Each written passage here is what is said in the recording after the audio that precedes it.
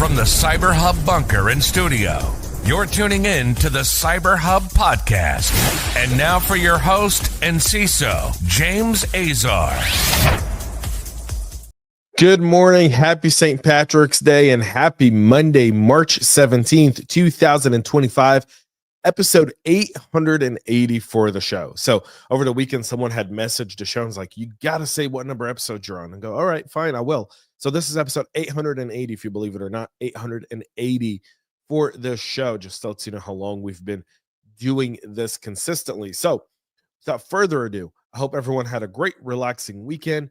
You got in some green beer, some green eggs, all the St. Patty's Day. You ate some cabbage, all the good stuff that the Irish enjoy for St. Patty's Day, because we've got a lot to talk about in cyber news this morning. So let's buckle in and get the show going. Before we get started on the show today, though, just want to point out something. This week, today's show, tomorrow and Wednesday will be live show. Thursday's show will be pre-recorded because next week I'll be doing the show from Israel. I'll be speaking at CyberTech next week. That's the largest cybersecurity conference in Israel, one of the largest. Really a lot of fun. And I'm speaking on a panel with some really great folks, including the former CISO for the IDF, Rob Dorr, and so many great friends. It's being moderated by my good friend Rami Efrati. So really looking forward to it. We're going to be talking about geopolitical and cyber stuff. So Iran, Russia, China, and so much more. And the next threat joining us on the panel will be folks from the Ukraine and Canada, apparently. So looking forward to that conversation there. I know it's not going to be live streamed, but I will give you my feedback after the panel and kind of tell you what we talked about here on the show. And if you're in Israel and you're at CyberTech, please ping me. Would love to connect. I'll be all over the city. I'm going through, so would love to see all of you there. Now, without further ado, join me for a coffee cup cheers. Got my double espresso coffee cup cheers, y'all.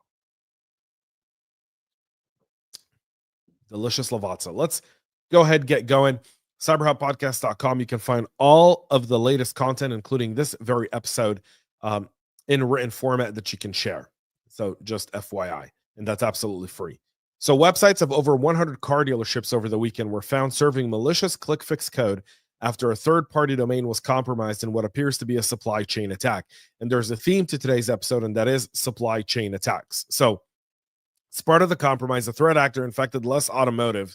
So Less Automotives, essentially what they do, just to kind of give you an idea, if you're looking to buy a car, you're kind of looking at all the videos of the car that dealers take.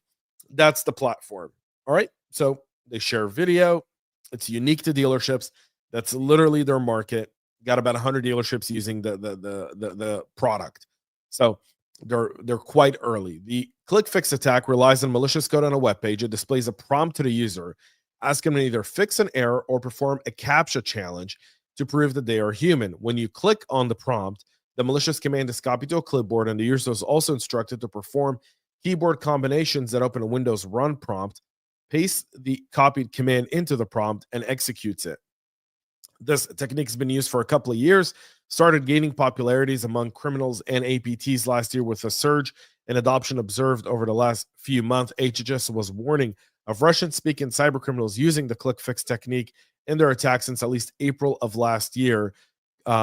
So there's that there. Security researcher Randy McCune warned that visitors of websites of more than 100 auto dealerships were targeted in this campaign, distributing the SecTop RAT malware.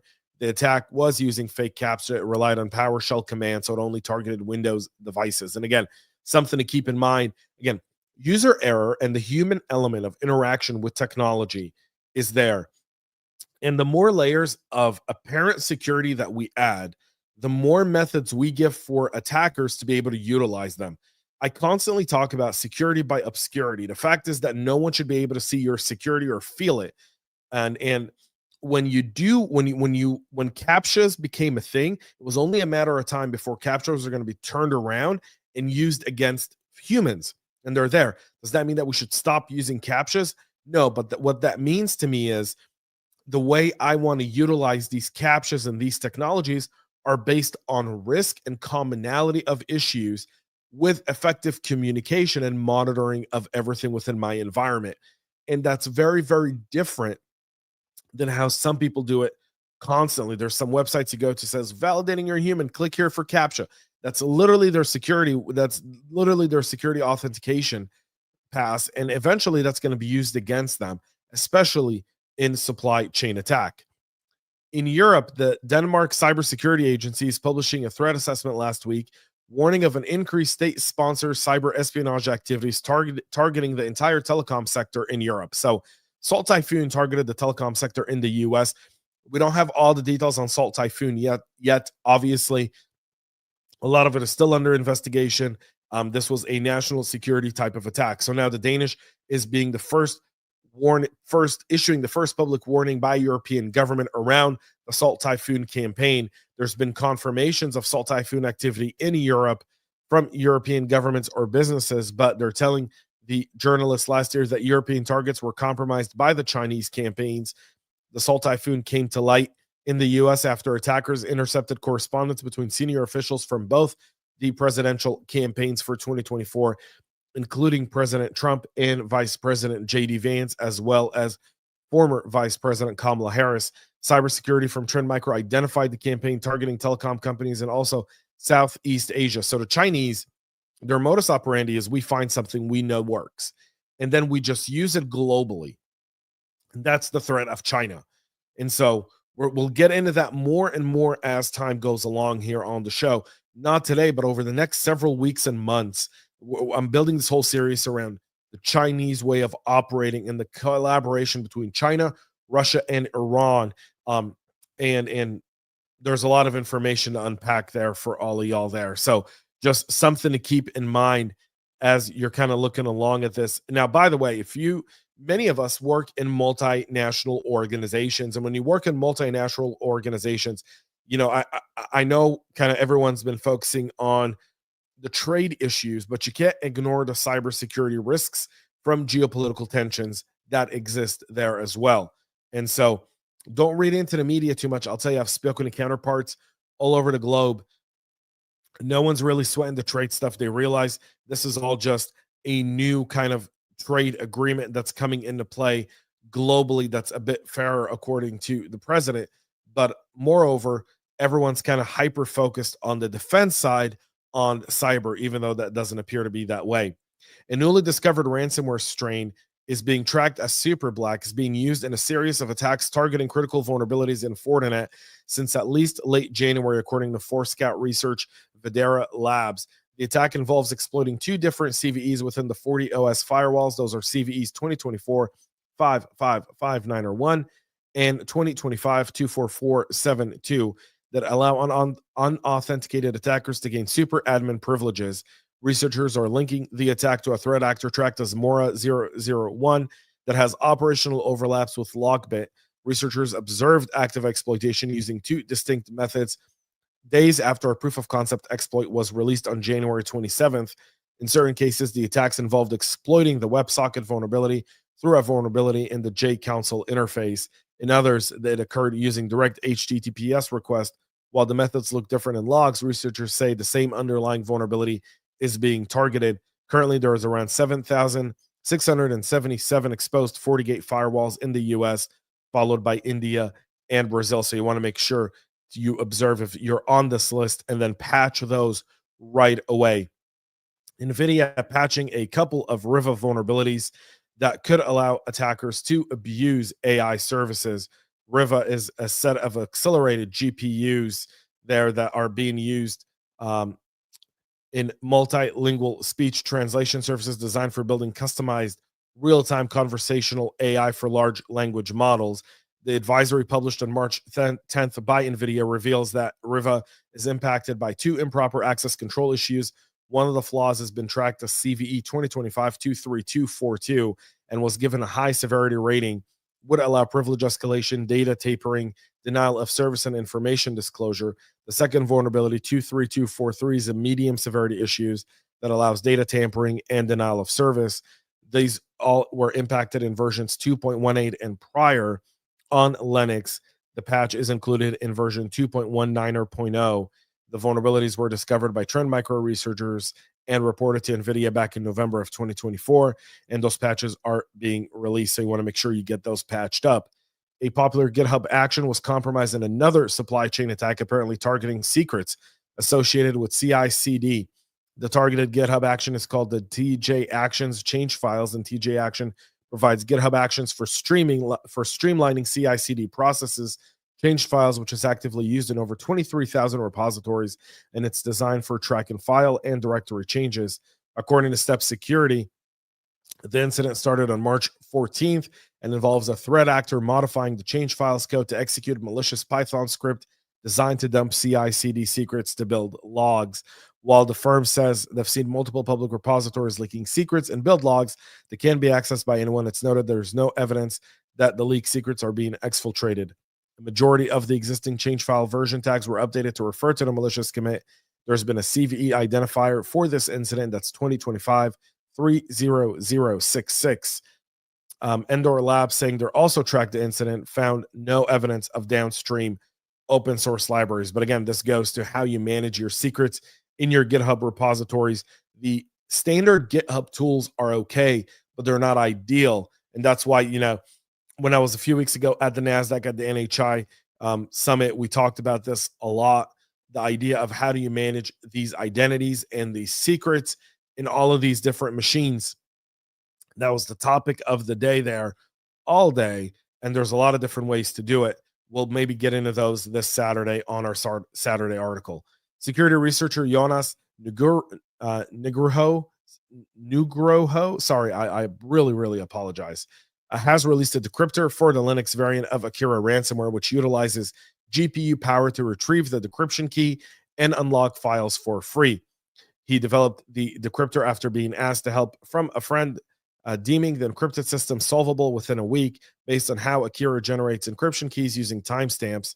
The project ended up taking 3 weeks due to unforeseen complexities, and he spent $1,200 on GPU resources to crack the encryption key and succeeded. The decryptor does not work like a traditional decryptor tool where users supply a key to unlock their files.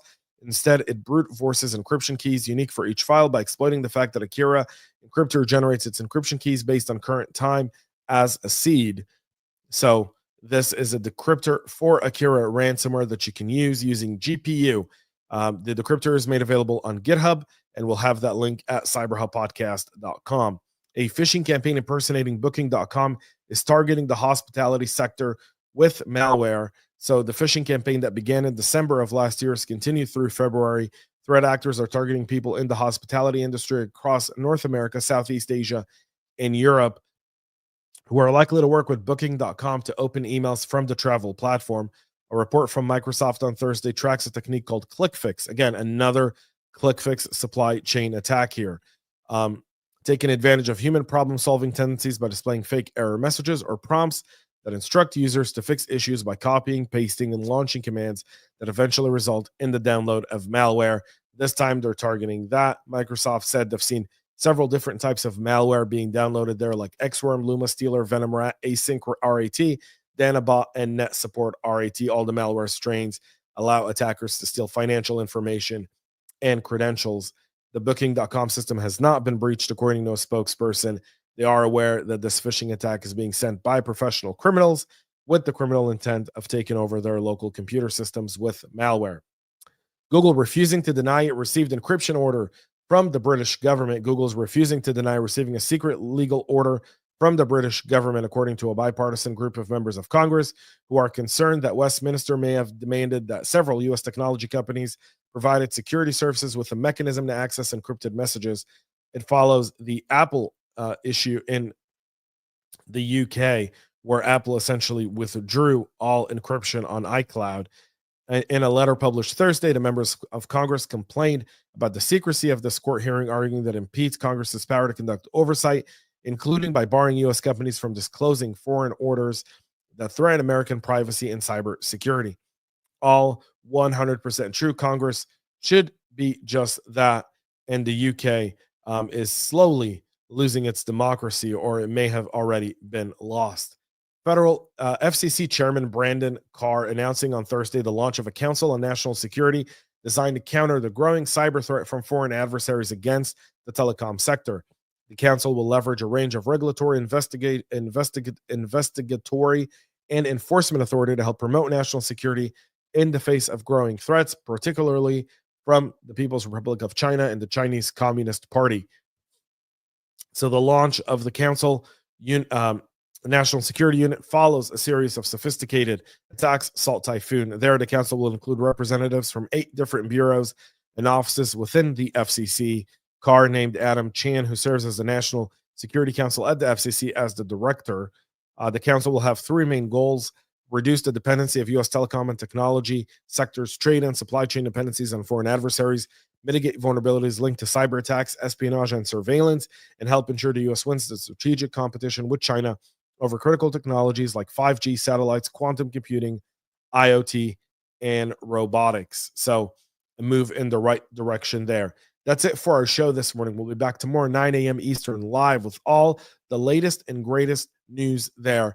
By the way, go check out CyberHubPodcast.com. Lots of articles there. Again, the paid articles that come out on Saturday are typically free 3 to 6 weeks later. So you can always go and check them out. This week, I talked about adaptive technologies and the next cybersecurity frontier.